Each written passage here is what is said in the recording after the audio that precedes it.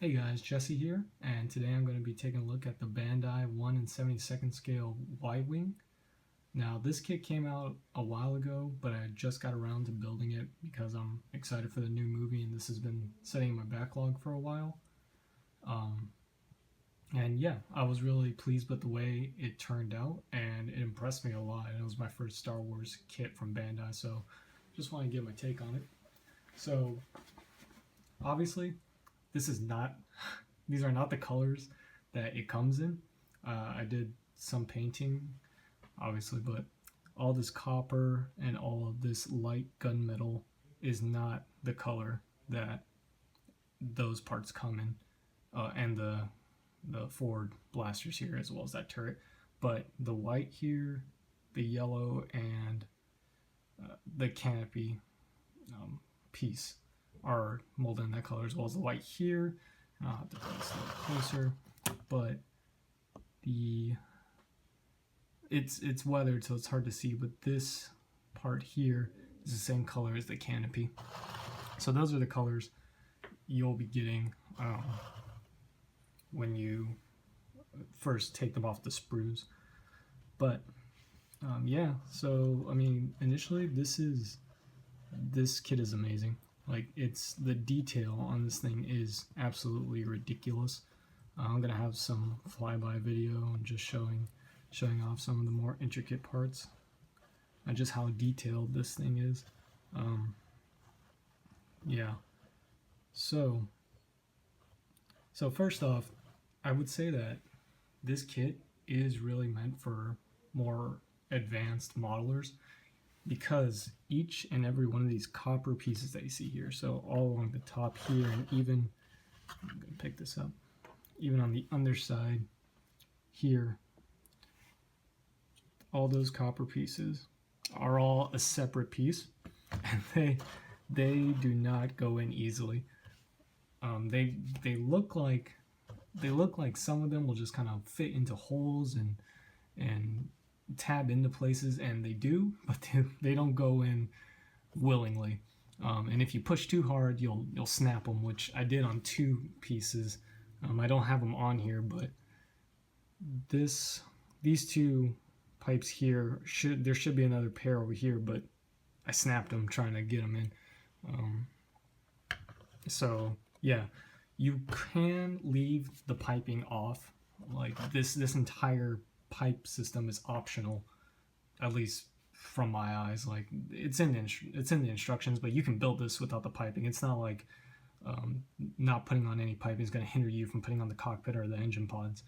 And it still looks really good, because the detail on this thing is just, it's so good that the piping might not even be necessary. But it really does just add another level of realism to this thing. But I think you'd be perfectly fine getting away without doing the piping. So yeah, so there's that. And then without completely repainting and recoloring this entire fuselage and engine section, the colors to me are a little too dull.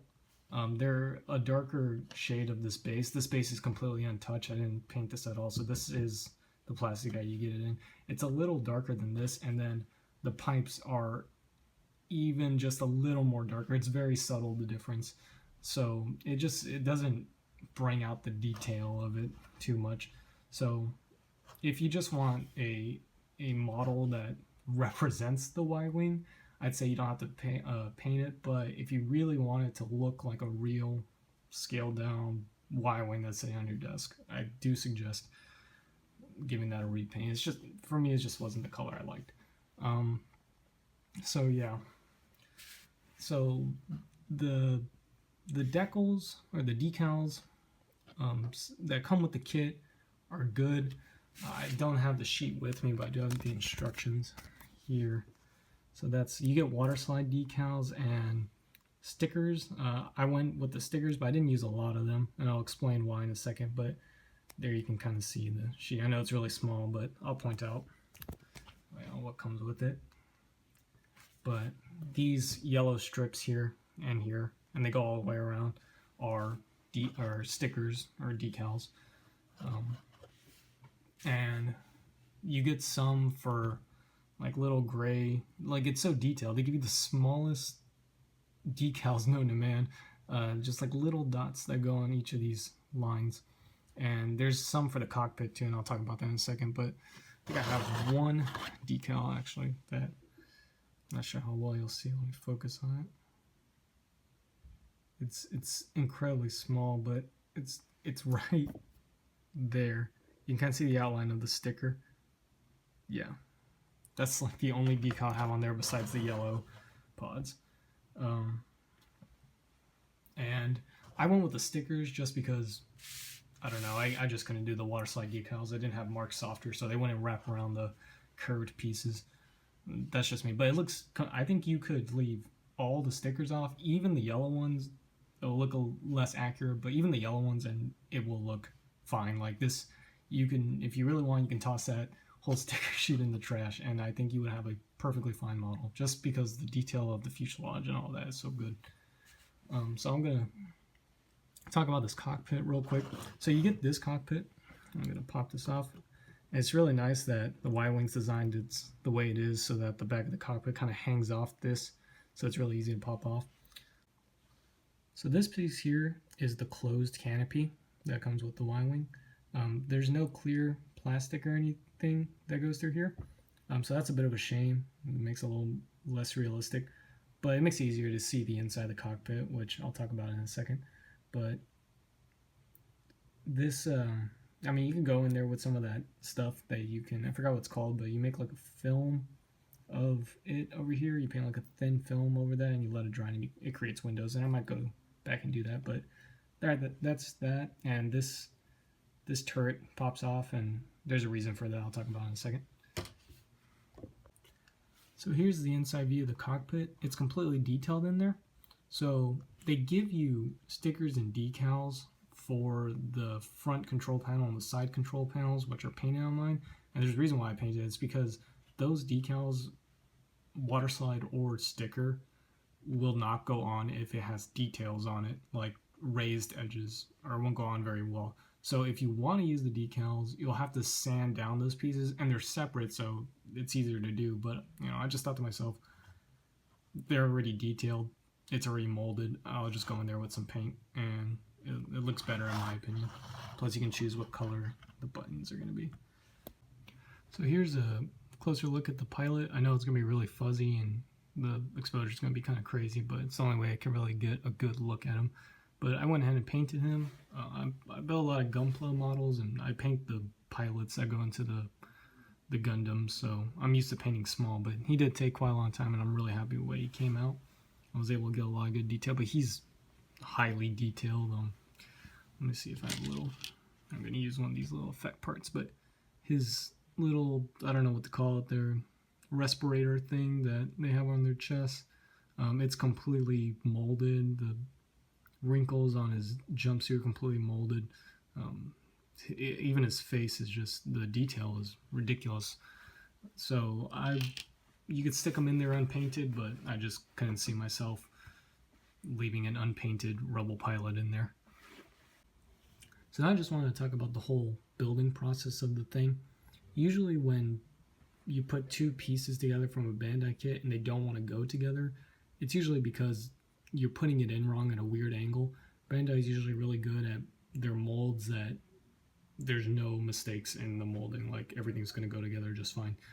But I swear there were some pieces on this kit that just didn't want to go together. My prime example is this one. This hook thing right here, I don't know what it's called, but it tabs in there, and it just, no matter what angle I tried, it just wouldn't go in there. So I had to super glue that down. Also, a lot of this piping, it's just hard to get in there, so I just ended up super gluing it. Some of them probably aren't fully inserted into the kit, or where they should be. In terms of parts fitting together, that's it. That's the only real problem. I did super glue these down to this area, these sort of supports down to this thing, it's not that they don't go in well, they're just hard to get them in. So to get them all in at once I got one in, I super glued it down, then I'd super glue the next one, super glue the next one. So that one's on there just tight. In terms of sort of fiddliness, parts breaking, I did break one of these back bracers things, and I had to super glue it back down. Just, I mean, you kind of see it's a little bent. Just snapped right off while I was trying to snap another piece into it. And like I mentioned earlier, I broke two of these pipings. So, and they're all fiddly, so you just gotta be careful. But aside from that, it's a very simple build. Excluding painting, this thing took me about an hour and a half, maybe to 2 hours, just put together. It's a very simple build. It's just snapping one piece on top of another using pegs, and sometimes you'll put a piece in between. There's nothing complicated about this build. So another thing I just want to talk about is they give you some options while building this thing. This R2 or R4 unit, it's up to you what kind of unit you want to put in there, and they give you a lot of options for heads and stuff in terms of customization. You actually build the body in there and you slide them in, then you put the head on top, which is just a really nice attention to detail. You can't see his top of his leg there. So that's it for the sort of build. So I'll go on to the extra stuff that this thing comes with. So in terms of extras that you get a pilot that's just sort of standing around. Haven't painted him yet, but he's also really, really detailed. It's really nicely molded. Came off the sprues or the gates really easily. No real nub marks were left on him. So he's nice. Get him. You get 1, 2, and 3, and then 4 on the model. Astromech Heads. I put this one on the extra body because they just duplicate a runner. So you get two sets of an R4 head and R2 head. So you get this extra body that you can use to put next to the Y-Wing when it's parked.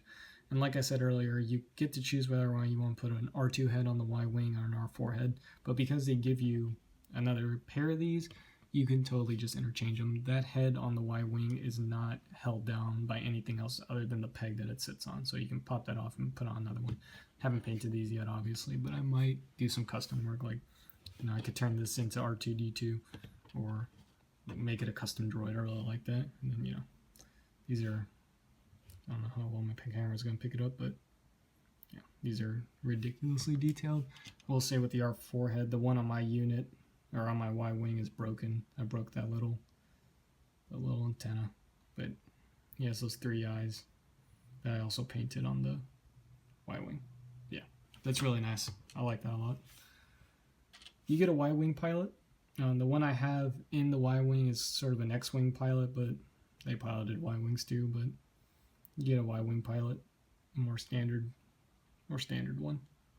He also had decals that went across his hood helmet thing, but they're so small that there's like no way you're getting those on there unless you have some incredible precise hands and patience. So he's nice to get. You only have one pilot in there, and slipping him out of the cockpit is, you have to take a piece off then pull him out, but it's only one piece, so it's not that bad. You get these things for the base. This thing right here, or is it this?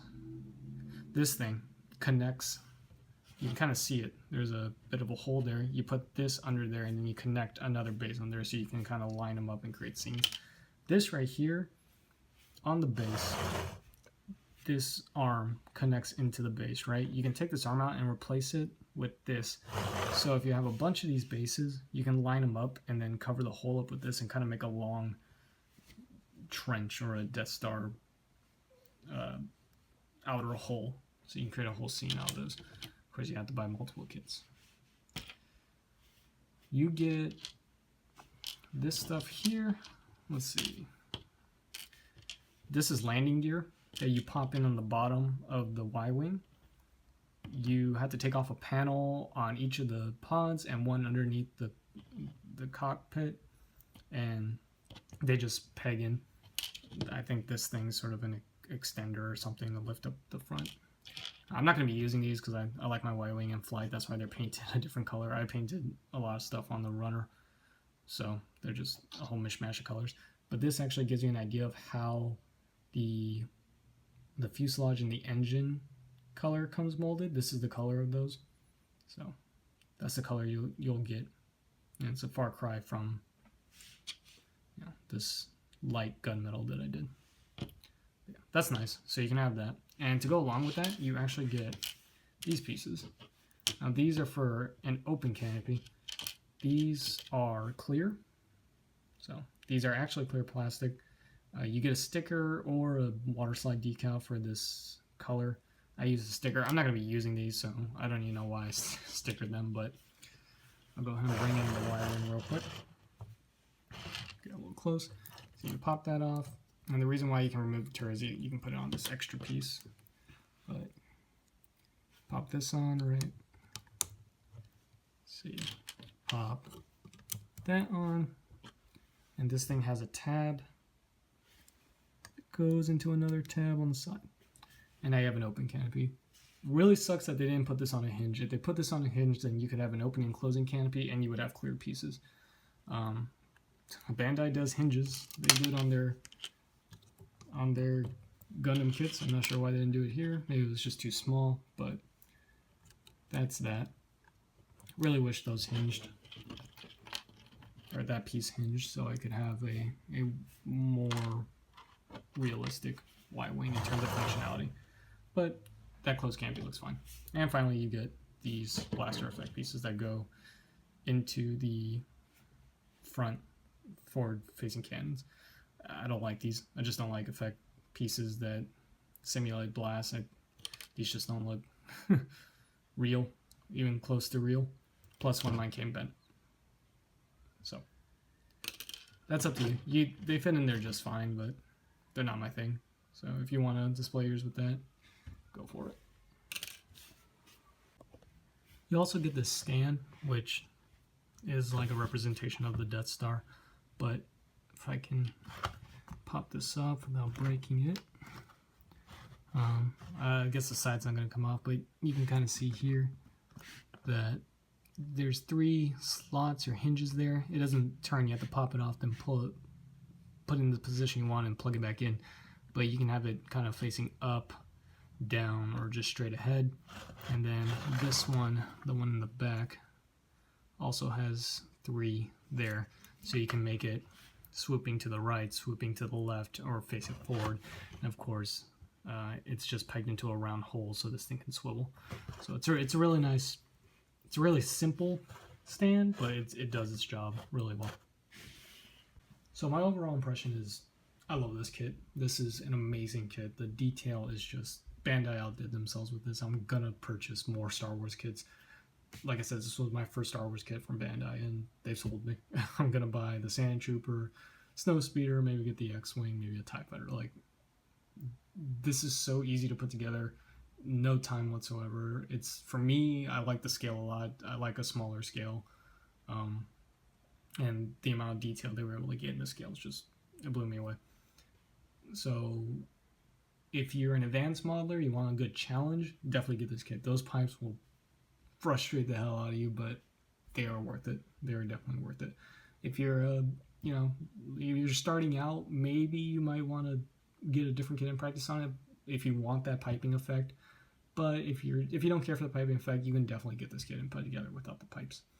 I just want to talk real quick on the painting I did. So used some Tamiya spray. Well, I primed the parts I wanted to paint. Did a Tamiya spray can, light gunmetal on everything that you see. That's just sort of gunmetal. Did a copper airbrush on the pipes on the runner. I didn't clip each individual one and take them off. They're held onto the runner by the tabs. So I don't know. Maybe Bandai thought that a majority of people would want to paint them, and so they put them on the runner in a way that you could paint them on the runner and you wouldn't get any sort of nub marks when you cut them off and stick them on the model. So that's really nice. After I did that, went over it with a dark gray wash underneath and on top for the fuselage and engines. Then did a silver dry brush over all these parts here.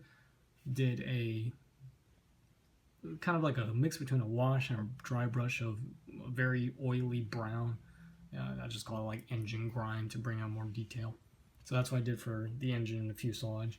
Here I did a light gray wash to do those lines. I didn't use a Gundam marker or anything. Those were a wash.